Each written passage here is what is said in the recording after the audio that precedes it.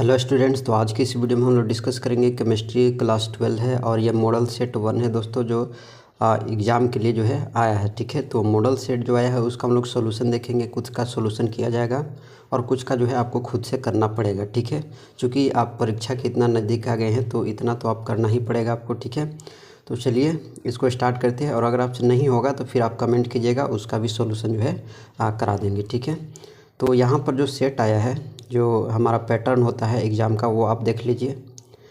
तो यहाँ पर समय 3 घंटा दिया जाता है और मार्क्स कितने रहते हैं 70। ठीक है, तो ये मॉडल प्रश्न पत्र का सॉल्यूशन हम लोग देखेंगे। चलिए स्टार्ट करते हैं और यहाँ पर आप इसको पढ़ सकते हैं कि कौन सा सेक्शन में कितना रहेगा, कितना मार्क्स रहेगा।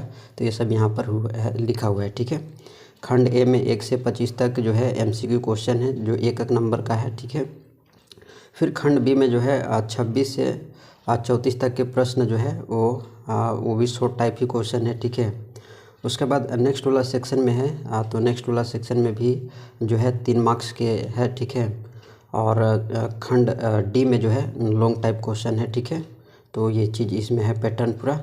सबसे पहला सेक्शन आता है हमारा सेक्शन ए।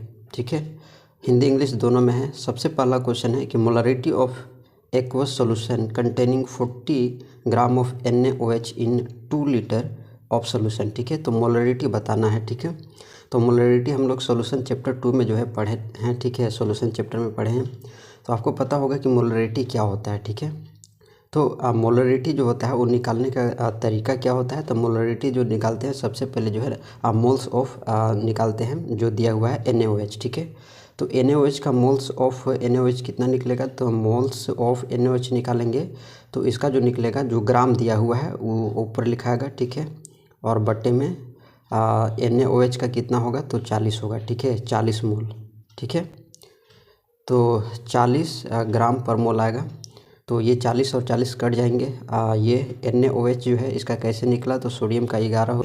फिर जो ये ऑक्सीजन है, ऑक्सीजन का 8 होता है, 8 दूनी 16। ठीक है, तो ऐसे करके जो है ये निकाला जाता है नंबर ऑफ मोल्स। ठीक है, तो ये तो आप पढ़े होंगे। ठीक है, तो इसमें 40 कट गया तो बचा 1 मोल। ठीक है, 1 मोल आया तो मोलरिटी क्या निकलेगा, तो मोलरिटी निकालते हैं तो M = जो होता है, तो जो 1 आया है, ठीक है, नंबर ऑफ मोल्स बट्टा 2। ठीक है, अब 2 क्यों कर रहे हैं, चूँकि यहाँ पर 2 लीटर है ना, तो डिवाइड करेंगे 2 से। ठीक है, अब ये जो आएगा वो 0.5 आएगा। ठीक है, तो 0.5 किस में है, ठीक है, तो 0.5 ऑप्शन ए में है, तो ऑप्शन ए हमारा क्या होगा, करेक्ट होगा।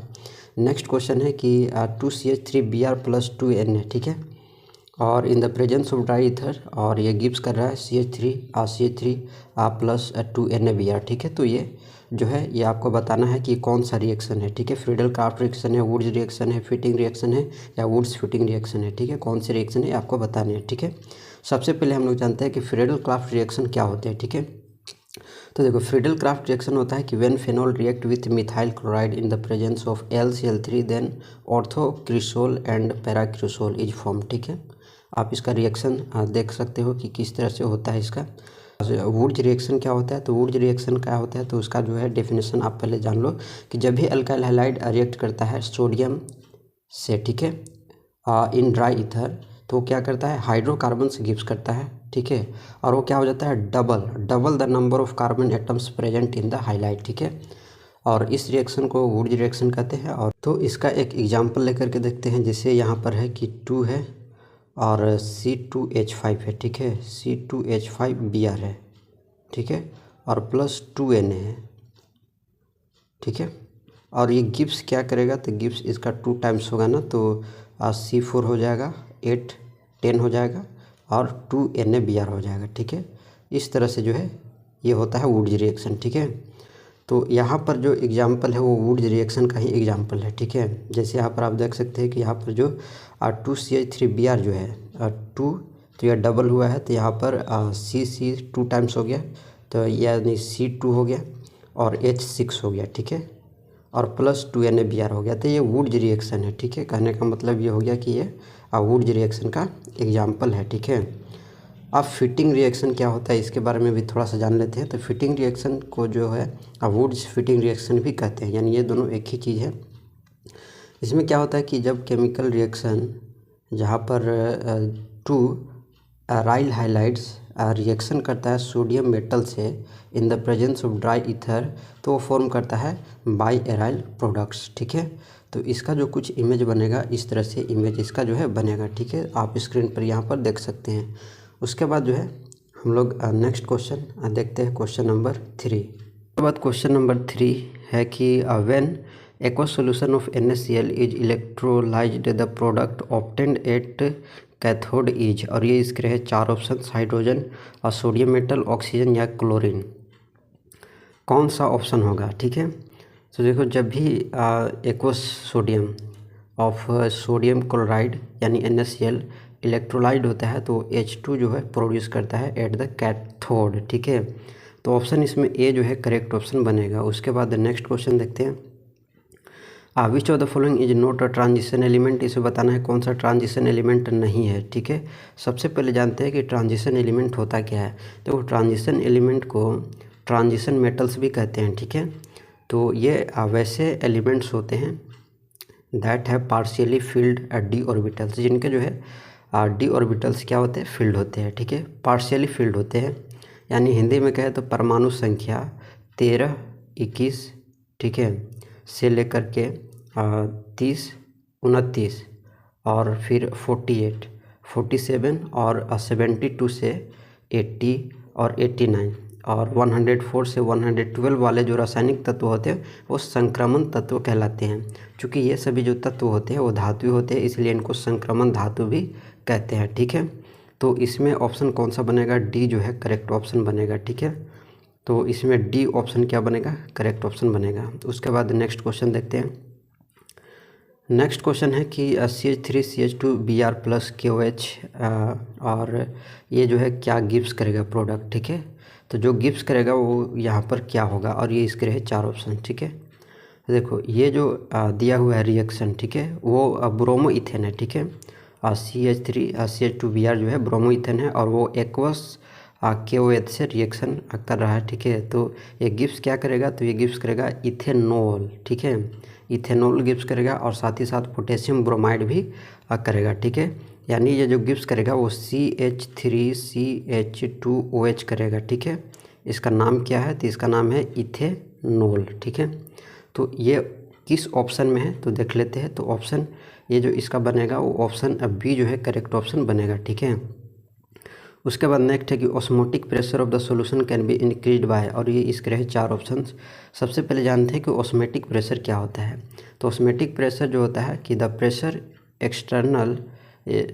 Pressure exert on SPM, SPM मतलब सेमी परमेबल मेम्ब्रेन होता है, pressure by solution in osmosis is called osmotic pressure. तो उसे ऑस्मेटिक प्रेशर करते हैं, इसको डिनोट करते हैं इससे। ठीक है, ऑस्मेटिक प्रेशर को इससे डिनोट करते हैं। इसके लॉ भी है, ठीक है, जो एग्जाम में पूछे जा सकते हैं। तो लॉ इनके जो है 3 लॉ है। ठीक है, वो भी जानते हैं। तो सबसे पहले आप जानो कि 1887 में यानी 1887 में वांट हाफ व्यक्ति थे जिन्होंने डिस्कवर्ड किया था लॉ को फॉर ऑस्मोटिक प्रेशर के लिए। ठीक है, तो सबसे पहला लॉ क्या था कि ऑस्मेटिक प्रेशर जो होता है वो डायरेक्टली प्रोपोर्शनल होता है the number of molecule of solute. ठीक है, यानी मॉलिक्यूल ऑफ सॉल्यूट जो है यानी ये डायरेक्टली प्रोपोर्शनल किससे होगा? छोटा n। ठीक है, ये इनका पहला जो है लॉ था। सेकंड क्या लॉ था? सेकंड था कि osmotic pressure is directly proportional to the temperature, ये जो होगा वो टेम्परेचर के डायरेक्टली प्रोपोर्शनल यानी T के होगा। ठीक है, थर्ड इनका क्या था लॉ? थर्ड था कि ऑस्मेटिक प्रेशर जो होता है वो इन्वर्सली प्रोपोर्शनल होता है to volume of solution. Volume of solution करने का मतलब हो गया कि ये जो ऑस्मेटिक प्रेशर है वो इन्वर्सली प्रोपोर्शनल है। इन्वर्सली मतलब बटा V में जाएगा। ठीक है, तो 1/V। तो यहाँ से इक्वेशन 1 ले लो, यहाँ से 2 ले लो और यहाँ से 3 ले लो। अब तीनों इक्वेशन को मिला करके क्या आएगा से आप देख लो। ठीक है, तो अगर तीनों इक्वेशन को मिलाए तो ऑस्मेटिक प्रेशर जो होता है वो डायरेक्टली प्रोपोर्शनल होता है number of molecule of solid के और डायरेक्टली प्रोपोर्शनल होता है टेम्परेचर के। ठीक है, और वो फिर इन्वर्सली प्रोपोर्शनल होता है वॉल्यूम के। ठीक है, तो ये इस तरह के बनेगा। अब इस तरह के बनेगा तो इसको जब प्रोपोर्शनल का साइन हटेगा तो कोई ना कोई कांस्टेंट आता है। तो यहाँ पर गैस कांस्टेंट कैपिटल R आएगा। ठीक है, जिसका वैल्यू 8.21 ATM होता है। ठीक है, इसको आप ध्यान में रखना। तो इसको अगर हटाएंगे तो यहाँ पर कैपिटल R आएगा और NT और 1/V होगा, सब मल्टीप्लाई में होगा। ठीक है, अब यहाँ पर ऑस्मेटिक प्रेशर तो ये हो गया, ठीक है। तो ये इसके जो है होते हैं। अब यहाँ पर R मैंने बता दिया गैस कांस्टेंट है, ठीक है। और N यहाँ पर क्या है, तो N कैसे निकालेंगे, तो N जब भी निकालते हैं तो गिवन मास ऑफ सोल्यूट होता है और बटा मॉलिक्यूल मास ऑफ सॉल्वेंट होता है। तो इस तरह से छोटा n का वैल्यू निकाला जाता है। तो इसमें ऑप्शन बनेगा कौन, तो इसमें ऑप्शन जो है ए बनेगा, ठीक है, increasing temperature of the solution, ठीक है। ऑप्शन ए हमारा यहाँ पर सही होगा।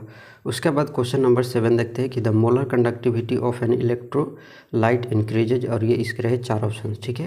देखो जब भी सॉल्यूशन जो डाइल्यूट होता है, ठीक है, यानी when a solution is diluted the volume increases and the concentration decreases, ठीक है। तो वॉल्यूम क्या होता है, इंक्रीज होता है, और इसका कॉन्सेंट्रेशन क्या होता है, डिक्रीज होता है जब ये सॉल्यूशन डाइल्यूट होता है, ठीक है।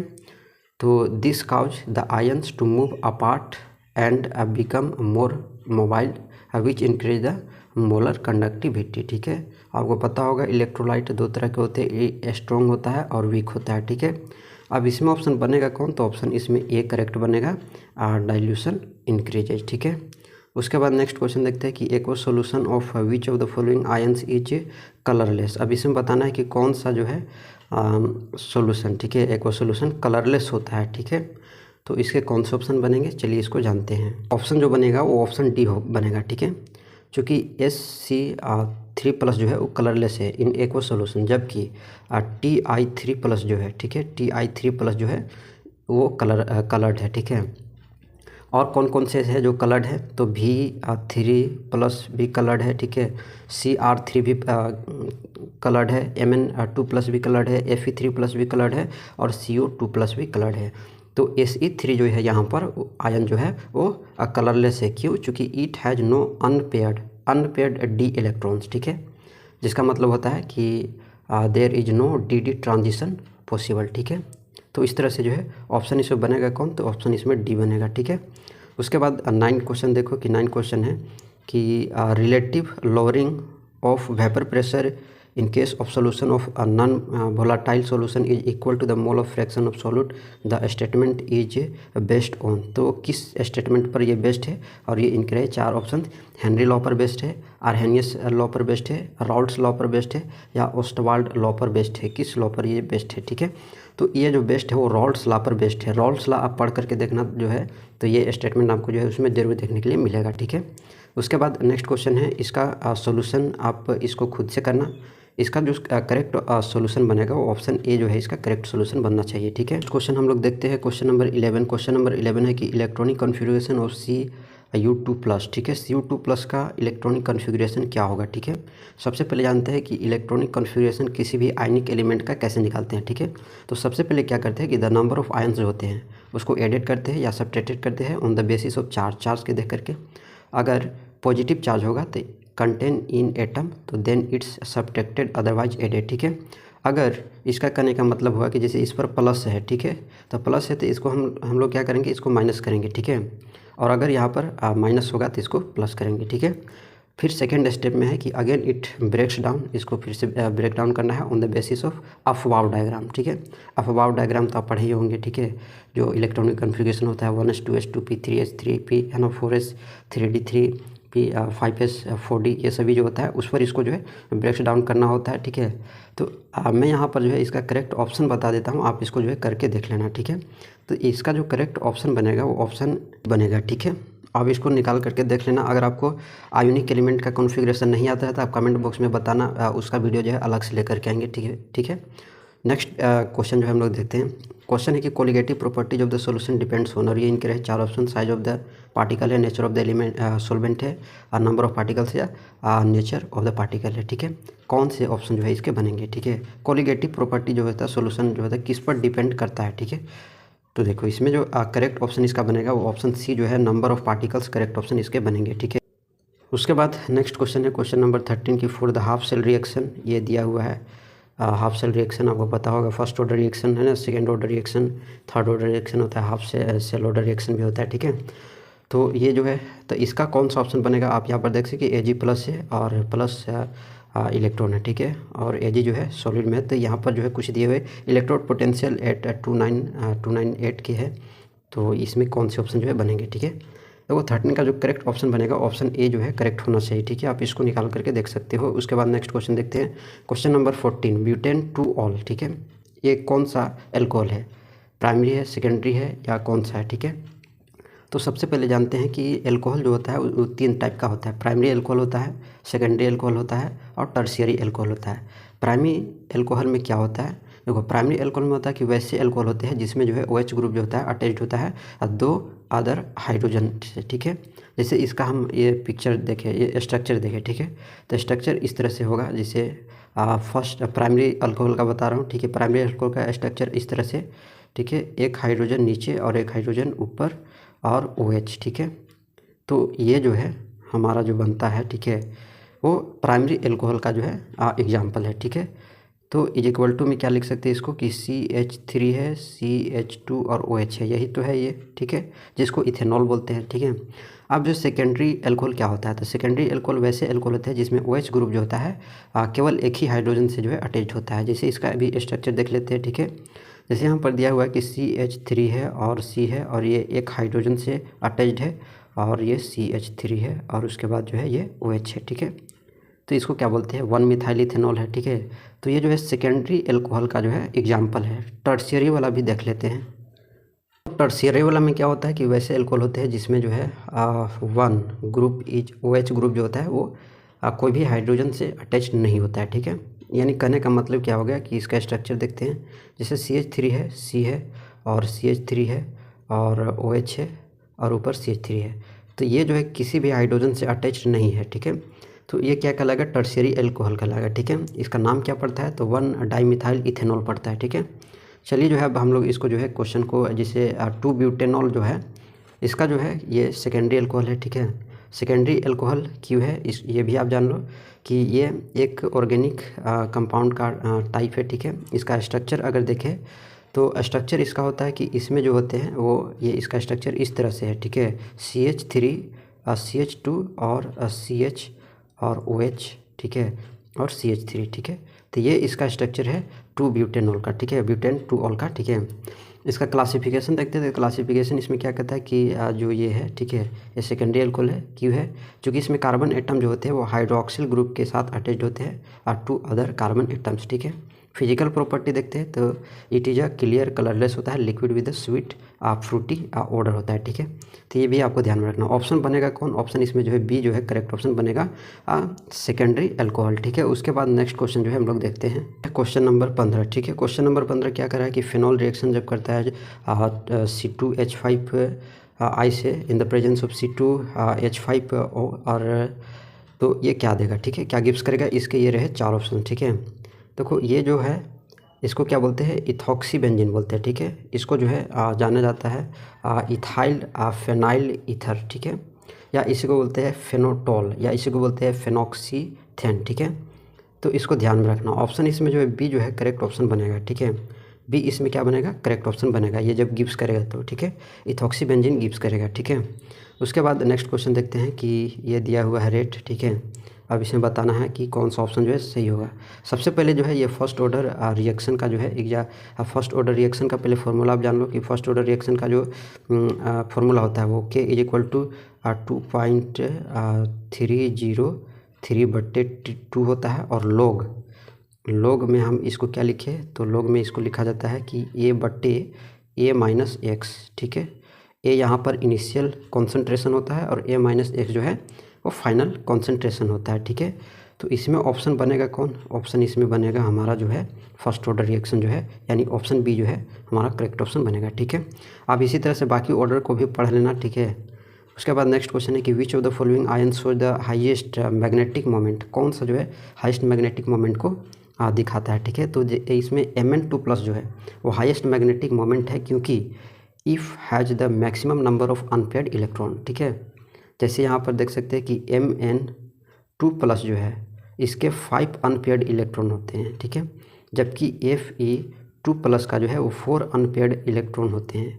तो इसमें करेक्ट ऑप्शन कौन सा बनेगा, ऑप्शन सी जो है इसमें करेक्ट ऑप्शन बनेगा Mn2+, ठीक है। उसके बाद क्वेश्चन नंबर 18 देखते हैं कि the coordination number and oxidation state of cobalt in COEN2 और Cl2 और ऊपर प्लस है, ठीक है। तो कोऑर्डिनेशन नंबर जो इसमें है मैं बता देता हूँ, कोऑर्डिनेशन नंबर जो होता है इसमें है वो 6 है और ऑक्सीडेशन नंबर इसमें 3 है, ठीक है। तो ऑप्शन इसमें जो है अब बी जो है करेक्ट ऑप्शन बनेगा, ठीक है। तो बी इसमें क्या है, करेक्ट है। उसके बाद जो है नेक्स्ट क्वेश्चन हम लोग देखते हैं, question number 19, which of the following complex shows optical isomerism, ठीक है। और ये पहले ऑप्शन देख लो, ऑप्शन ए यहाँ है और ऑप्शन बी सी डी जो है नीचे है, ठीक है। कौन से ऑप्शन जो है बनेंगे, ठीक है, और क्या होगा इसमें। ऑप्शन जो है करेक्ट बनेगा ऑप्शन बी बनेगा, ठीक है। ऑप्शन बी इसमें क्या है, सही है। उसके बाद जो है क्वेश्चन नंबर नेक्स्ट देखते हैं कि the compound formed as a result of oxidation of ethylbenzene by KMnO4 is, तो क्या बनेगा। ये इनके रहे 4 ऑप्शन। करेक्ट ऑप्शन इसमें जो बनेगा वो बेंजोइक एसिड यानी ऑप्शन डी जो है करेक्ट ऑप्शन बनेगा। बेंजोइक एसिड का फॉर्मूला देख लो, C6H5COOH होता है, ठीक है। इसको ध्यान में रखना है ना। और ये जो है ये KMnO4 जो है वो पोटेशियम पर मैग्नेट है, ठीक है। इसको मैं ध्यान रखना। ऑप्शन इसमें डी जो है करेक्ट बनेगा। नेक्स्ट क्वेश्चन है कि among the following which is strongest acid, ठीक है। अब इसमें बताना है कि स्ट्रॉन्गेस्ट एसिड जो है कौन सा है, ठीक है। तो देखो इसमें स्ट्रॉन्गेस्ट एसिड जो है वो बी है, ठीक है। और इसका नाम क्या है, तो इसका नाम है फॉर्मिक एसिड, जिसको मिथेनोइक एसिड भी कॉमन नेम, ठीक है। तो इसमें HCOOH जो है फॉर्मिक एसिड जो है स्ट्रॉन्गेस्ट एसिड होता है। क्यों होता है, चूँकि इसका स्टेबिलिटी जो होता है कॉन्जिक्यूटिव बेस का वो स्ट्रॉन्ग होता है, ठीक है। तो कॉन्जिक्यूटिव बेस का स्टेबिलिटी जो होता है इसका स्ट्रॉन्गेस्ट होता है फॉर्मिक एसिड का, इसलिए जो है ये ऑप्शन बी जो है करेक्ट ऑप्शन बनेगा, ठीक है। जबकि CH3COOH जो है जिसको एसिटिक एसिड भी बोलते हैं, वीकर एसिड है दैन फॉर्मिक एसिड, ठीक है। वहीं पर CH3CH2COOH जो है, ठीक है, दिस एसिड जो है वो इतना वीकर है दोनों से, ठीक है। यानी फॉर्मिक एसिड और एसिटिक एसिड से भी ये बहुत जो है वीकर होता है, ठीक है। तो ऑप्शन हमारा जो है फॉर्मिक एसिड बनेगा, ठीक है। फॉर्मिक एसिड जो है स्ट्रॉन्गेस्ट एसिड है। क्यों है, चूँकि इसका कॉन्जुगेट बेस का स्टेबिलिटी जो होता है वो स्ट्रॉन्गेस्ट होता है, ठीक है। उसके बाद क्वेश्चन नंबर 22 देखते हैं, which one of the following is reduced with Zn और ऑप्शन या करके दिया है HCl2 गिव्स हाइड्रोकार्बन, तो क्या ऑप्शन बनेंगे, ठीक है। देखो 22 का जो करेक्ट ऑप्शन बनेगा वो डी बनेगा करेक्ट ऑप्शन, ठीक है। 22 का ऑप्शन डी जो है करेक्ट बनेगा, आप इसको देख लेना, ठीक है। उसके बाद strongest base in aqueous solution among the following amines, ठीक है। और ये इनके रहे 4 ऑप्शन। करेक्ट ऑप्शन इसमें बी बनेगा, ठीक है। उसके बाद नेक्स्ट क्वेश्चन देखते हैं कि which of the following amines can not be prepared by Greville synthesis, ठीक है। कौन से ऑप्शन बनेंगे इसके, ऑप्शन इसके जो है डी जो है करेक्ट ऑप्शन बनेंगे। उसके बाद लास्ट क्वेश्चन देखते हैं MCQ का, glucose when reduced with HIP gives क्या देगा, ठीक है।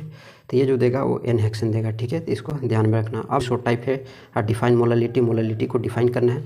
मोललिटी क्या होता है, तो the number of mole of solute dissolve in 1 kg of solvent is called molality. Molality क्या होता है, number of mole of solute होता है और बट्टे में मास ऑफ सोलवेंट होता है इन kg में, ठीक है। तो इसका जो है फॉर्मूला आप देख लेना, इसको जो है आप नोट डाउन कर लेना, ठीक है। उसके बाद क्वेश्चन नंबर 27 है, आपको इसमें ऑर्डर बताना है कि ये जो पिक्चर में जो ऑर्डर बन रहा है वो कौन सा ऑर्डर बन रहा है। तो ये जो है आप कमेंट बॉक्स में कमेंट करके बताना कि कौन सा ऑर्डर है, ठीक है। उसके बाद नेक्स्ट क्वेश्चन जो है देखते हैं कि which 2 series of element are present in F block. तो F ब्लॉक में कौन से 2 एलिमेंट जो होते हैं प्रेजेंट होते हैं। तो देखो ये प्रेजेंट होता है लेंथेनाइट्स और एक्टेनाइट्स, ठीक ना। तो इसको ध्यान में रखना। लेंथेनाइट्स, लेंथेनाइट का स्पेलिंग देख लो LANTHANIDES, ठीक है। एंड एक्टेनाइड ACTINIDES, ठीक है। ये हो गया एक्टेनाइड, ठीक है। उसके बाद नेक्स्ट क्वेश्चन देखते हैं, question number 29, what type of isomerism is shown by the complex compound. ये जो दिया हुआ है इसमें आपको बताना है कि कौन सा आइसोमरिज्म का टाइप है, ठीक है। इसका बनेगा कोऑर्डिनेशन आइसोमरिज्म, ठीक है। क्वेश्चन हम लोग 30 देखते हैं। 30 क्वेश्चन क्या कहता है कि write the name of reaction in which alkyl iodides are prepared by the reaction of alkyl chloride या bromide with NI in dry acetone, ठीक है। रिएक्शन आप पढ़ लेना, ठीक है। तो आप फिंक्स-स्टेल्सन रिएक्शन आप पढ़ना तो आपको पता चल जाएगा कि क्या होता है, ठीक है। तो इसका आंसर आप फिनकेल्स्टीन रिएक्शन जो है बनेगा आंसर, यानी इसका होगा। उसके बाद नेक्स्ट क्वेश्चन हम लोग देखते हैं 31, which test is perform to distinguish between primary secondary and tertiary alcohol, ठीक है। तो ये क्या होता है, अब मैंने अभी फर्स्ट ऊपर ही बताया था, ठीक है। तो फिर भी आप जो है इसका आंसर देख लो कि लुकास टेस्ट जो होता है, लुकास टेस्ट का यूज किया जाता है इनमें, ठीक है। तो आंसर क्या होगा, लुकास टेस्ट, ठीक है। लुकास टेस्ट करेक्ट ऑप्शन बनेगा, ठीक है। उसके बाद हम लोग नेक्स्ट क्वेश्चन आगे चलते हैं कि what happens when aniline is treated with bromine water. ठीक है, तो क्या होगा, करेक्ट क्या बनेंगे। तो सबसे पहले इसका जो होगा, पहले उसका स्टेप जान लो। सबसे पहला स्टेप है कि द ब्रोमाइड वाटर डिक्लोराइज। ठीक है, उसके बाद सेकेंड में क्या होगा कि a white precipitate of 2,4,6 tri bromo aniline is formed. ठीक है, आप यहाँ पर पिक्चर में देख सकते हैं। ठीक है, तो इसको आप जो है नोट डाउन कर लेना। उसके बाद जो है नेक्स्ट क्वेश्चन हम लोग देखते हैं, question number 33, which hormone maintains blood glucose level. अब कौन सा हार्मोन जो है मेंटेन करता है ब्लड ग्लूकोज लेवल को, तो ग्लूकागोन। ठीक है, इसको स्पेलिंग याद रखना, ग्लूकागोन। ठीक है, तो ये जो है मेंटेन करता है, तो इसको लिख लेना। ठीक है, उसके बाद 34 है कि what happens when glucose is treated with bromine water. ठीक है, क्या ऑप्शन बनेंगे, क्या आंसर बनेंगे। ठीक है, इसका आंसर बनेगा ये इट प्रोड्यूस ग्लूकोनिक एसिड। क्या, ग्लूकोनिक एसिड। ठीक है, gluconic acid and confirm the presence of N aldehyde group in glucose. ठीक है, तो ये आंसर जो है आप इसको लिख लेना। उसके बाद अब आ जाते हैं शॉर्ट टाइप क्वेश्चन में। ठीक है, सबसे अब यहाँ पर देख लो कि आंसर यानी 6 क्वेश्चन का ही आंसर देना है। ठीक है, कई गो क्वेश्चन है देख लेते हैं।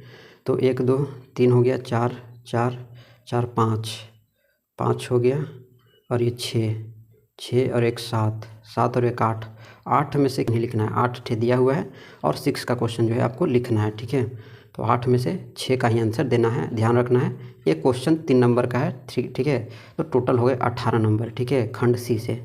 चलिए इसको जानते हैं। सबसे पहले write the reaction of fuel cell का रिएक्शन यहाँ पर लिखना है। ठीक है, तो ये जो इमेज आ रहा है आपके स्क्रीन पर, ये फ्यूल सेल का है। ठीक है, क्या होता है इसको थोड़ा डिस्कस कर लेते हैं। सेल जो होता है उसको हाइड्रोजन सेल भी कहते हैं, आप इसको ध्यान में रखना। ये जो डायग्राम दिख रहा है, इमेज जो दिख रहा है, इसको आप नोट डाउन कर लेना और यही आंसर आप एग्जाम में भी लिखना। ठीक है, इसका रिएक्शन जो है हम लोग देखते हैं। रिएक्शन जैसे एनोड पर इसका जो रिएक्शन होगा, ठीक है, एनोड। ठीक है, एनोड पर जो इसका रिएक्शन होगा वो H2OH माइनस होगा। ठीक है, 2OH माइनस होगा और गिव्स करेगा 2H2O। ठीक है, ये एनोड पर है। कैथोड पर देखो, कैथोड पर इसका रिएक्शन क्या होगा, कैथोड पर जो इसका रिएक्शन बनेगा वो O2 + 2H2 बनेगा और गिव्स करेगा 4OH माइनस। और दोनों की इक्वेशन मान लो। इक्वेशन मानने के बाद जो है दोनों को जोड़ेंगे, तो जोड़ने पर जो इसका नेट रिएक्शन आएगा वो 2H2 + O आएगा और गिव्स करेगा 2H2O। ठीक है, तो इसको आप इसको लिख लेना। ठीक है, उसके बाद जो है हम लोग नेक्स्ट क्वेश्चन देखते हैं, क्वेश्चन नंबर 36। ठीक है, कह रहा है कि कैलकुलेट द मैग्नेटिक मोमेंट इसको निकालना है और या आप खुद से निकालना। ठीक है, नहीं आता है कमेंट करना, ऐसे जो है और 10 बता देंगे। ठीक है, तो इसको आप खुद से प्रयास करना, निकाल लेना। ठीक है, उसके बाद 37 है कि ZN CD and HG are not considered as transition element, explain giving reason. अब इसमें रीजन भी पूछ रहा है कि क्यों ऐसा जो है होता है। ठीक है, इसको क्यों नहीं जो है कंसिडर किया जाता है ZN CD और HG को। ठीक है, तो इसका रीजन आप जो है जान लो। ठीक है, इसका रीजन क्या होगा सो देखते हैं। ZN जिंक जो होता है, कैडमियम और मर्करी जो होते हैं वो ट्रांजिशन एलिमेंट कंसिडर नहीं किए जाते। क्यों? चूँकि there d orbitals are completely field.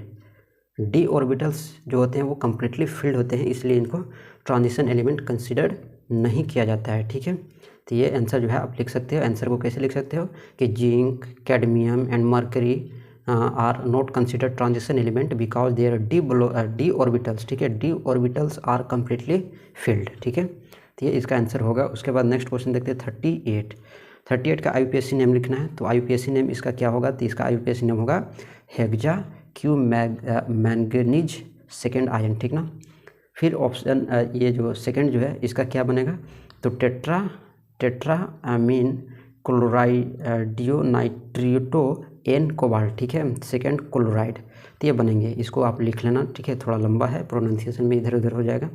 उसके बाद सी में देखते हैं, ये जो है इसका नाम क्या है, तो इसका नाम है पोटेशियम हेक्सा साइनिटोफेरेट। ठीक है, थर्ड। ठीक है, ये अभी ध्यान में रखना। ठीक है, और इसको लिख लेना और ऐसे IUPAC नेम और आप इसको जो है प्रैक्टिस करना अपने नोट से, अपने NCERT बुक से। ठीक है, और भी ऐसे आप IUPAC नेम लिख लेना। और ये जो सेट है आप इसी पर देखो, स्ट्रक्चर पैटर्न आपका ऐसा ही रहेगा। ठीक है, तो ऐसे जो ऑप्शन आ रहे हैं, ऐसे जो क्वेश्चन आ रहे हैं, ऐसे और भी आप क्वेश्चन देख लो, सिर्फ यही मत पढ़ो कि यही आ जाएगा। ठीक है, तो आ भी सकता है, नहीं भी आता है, ठीक है। तो ऐसा जो टाइप है ना, और आप अपने बुक्स में से पढ़ लेना, ठीक है। नेक्स्ट क्वेश्चन अभी फ़िलहाल आगे देखते हैं, इसको कंप्लीट करना है, ठीक है, रिएक्शन को, और ये पक्का आता है, ठीक है, ऐसा आई भी करता है। फिर कन्वर्जन वाला भी आएगा, अभी देखना नीचे आएगा कन्वर्जन वाला, उसको भी जो है कन्वर्ट करना होता है, ठीक है। 3-4 स्टेप में वो जो होता है कन्वर्जन वाला होता है, तो वो जो है वो आपके लिए छोड़ देंगे, ठीक है। अगर नहीं आएगा तो कन्वर्जन वाला अलग से वीडियो आप बनाना पड़ेगा, तब जो है आपको समझ में आएगा, ठीक है। तो इसमें जो है सबसे पहले जो है 39 का जो ये जो बनेगा, इसमें क्या बनेगा, तो ये रिएक्शन करने के बाद जो बनेगा वो ऐसा बनेगा, ठीक है। MgBr जो है यहाँ पर हो जाएगा, ठीक है, MgBr, इस तरह के स्ट्रक्चर जो है बनेंगे, यानी यही स्ट्रक्चर है, बस यहाँ पर M यहाँ पर आ जाएगा और Br लिखाएगा, ठीक है। उसके बाद इसका देखते हैं B का, ठीक है। तो B का जो बनेगा रिएक्शन करने के बाद, तो रिएक्शन करने के बाद आप इसको पढ़े होगे, ये रिएक्शन क्या बोलते हैं इसको, हाफमैन ब्रोमामाइड डिग्रेडेशन ऑफ एमिड वाला जो रिएक्शन होता है, ठीक है, उसको आप पढ़ लेना, तो ये समझ में आ जाएगा, वही वाला जो है इसमें है, ठीक है। बनेगा क्या, सो आप देख लो कि CH3, ठीक है, CH3 NH2, ठीक है, CH3NH2 और प्लस Na2CO3 और प्लस 2NaBr, ठीक है, 2NaBr और प्लस 2H2O, ठीक है, 2H2O, इस तरह का बनेगा। आप इसको ध्यान रखना, हॉफमैन्स पढ़ना ना, ये समझ में आ जाएगा, ठीक है। उसके बाद ये वाला देखो, इसका जो रिएक्शन होने के बाद जो बनेगा वो एनिलीन बनेगा। एनिलीन का क्या होता है, तो C6H5NH2, ठीक है, NH2, तो ये जो है एनिलीन का फॉर्मूला है। क्वेश्चन का आंसर भी आप खुद से करना, और ऐसे 10-15 और कर लेना, रिवाइज कर लेना, क्योंकि पैटर्न यही रहेगा। इसके जगह पर भला ही दूसरा क्वेश्चन आ जाएगा, लेकिन ऐसा ही रहेगा, ठीक है। कन्वर्जन करने वाला, रिएक्शन होने वाला, IUPAC नेम लिखने वाला, ये सब कंफर्म होता है, ठीक है, ये एग्जाम में आता ही आता है, ठीक है। तो ये जो है आप इसको बना लेना, नहीं बनेगा कमेंट बॉक्स में बताना, ऐसा और 10-15 जो है लेकर के आएंगे और सब चीज़ जो है क्लियर हो जाएगा, ठीक है। उसके बाद नेक्स्ट है IUPAC नेम, इस कंपाउंड का IUPAC नेम बताना है। तो PHCOPH का नाम, IUPAC जो नाम होता है वो डाइफेनाइल मिथेनोन होता है, ठीक है। इसका कॉमन नेम जो होता है वो बेंजोफेनोन होता है, ठीक है, उसको ध्यान में रखना। B का जो बनेगा, इसका IUPAC नेम जो होगा वो 2-मिथाइल प्रोपेन 2 अमाइन होगा, ठीक है, तो इसको ध्यान में रखना। ये थर्ड वाला का जो क्या बनेगा इसका IUPAC नेम, तो इसका बनेगा 3-ब्रोमोबेंजीन एमीन, ठीक है, या इसी को बोलते हैं ब्रोमो एनिलीन, ठीक है, इसको भी ध्यान में रखना। उसके बाद क्वेश्चन नंबर 42 है कि what are essential and non essential amino acid, give example. सबसे पहले मैं आपको बता देता हूँ कि इसेंशियल एमिनो एसिड क्या होते हैं। तो these amino acids can not be produced by the body and must be obtained through diet. Example लेते हैं तो हिस्टेडाइन हो गया है ना, आइसोल्यूसिन हो गया, ल्यूसिन हो गया, ठीक है। तो ये सभी जो है वो इसेंशियल एमिनो एसिड के एग्जांपल हैं, जबकि नॉन इसेंशियल एमिनो एसिड के एग्जांपल है कि these amino acids can be produced by the body, ठीक है। जैसे एलानिन हो गया है ना, आर्गिनाइन हो गया, साइस्टीन हो गया, तो ये सभी क्या है, नॉन इसेंशियल एमिनो एसिड के एग्जांपल हैं। अब इसको नोट डाउन कर लेना। अब लॉन्ग वाला आता है, ठीक है, लॉन्ग वाला जो है आप इसको भी खुद से करना, ठीक है, नहीं बनेगा कमेंट बॉक्स में आप बताना, ठीक है। ये सॉल्यूशन चैप्टर से जो है वो न्यूमेरिकल क्वेश्चन है, आप इसको सॉल्यूशन आप इसको खुद से बनाना, लॉन्ग को खुद से इसको बनाओ, ठीक है। तो ये सारे जो क्वेश्चन हैं आप ये सब पढ़ो, और ऐसा ही टाइप का और भी पढ़ो, ताकि जो है एग्ज़ाम में मैच हो जाए, ठीक है। और ये तो पक्का है, आप इसको रिएक्शन पढ़ लेना, कैनिजारो रिएक्शन, डिमर्टिमन रिएक्शन, एडोल कंडेंसेशन रिएक्शन होता है, फिर आपका मार्कोनिकोव रूल जो होता है वो भी आप पढ़ लेना, है ना। और बहुत सारे ऐसे जो है आपके NCERT बुक में है, सिलेबस में है, तो वो सारे रिएक्शन भी आप पढ़ लेना, है ना। वुड रिएक्शन हो गया, फिटिंग रिएक्शन हो गया, ठीक है। तो और भी ऐसे रिएक्शन है, उसको भी आप इसको ज़रूर पढ़ लेना, ठीक है। तो ये जो है का सेट था, ठीक है, पैटर्न में किस तरह से है, क्वेश्चन कैसे पूछ रहा है, ये भी आप ध्यान में रखना, ठीक है। स्ट्रक्चर ड्रॉ करने के लिए भी आता है, तो इसको भी जो है आप इसको ड्रॉ कर लेना, ठीक है। और ऐसा ही और स्ट्रक्चर को आप पढ़ लेना, आपका एग्जाम जो है काफ़ी अच्छा जाएगा, ठीक है। तो मिलते हैं नेक्स्ट वीडियो में।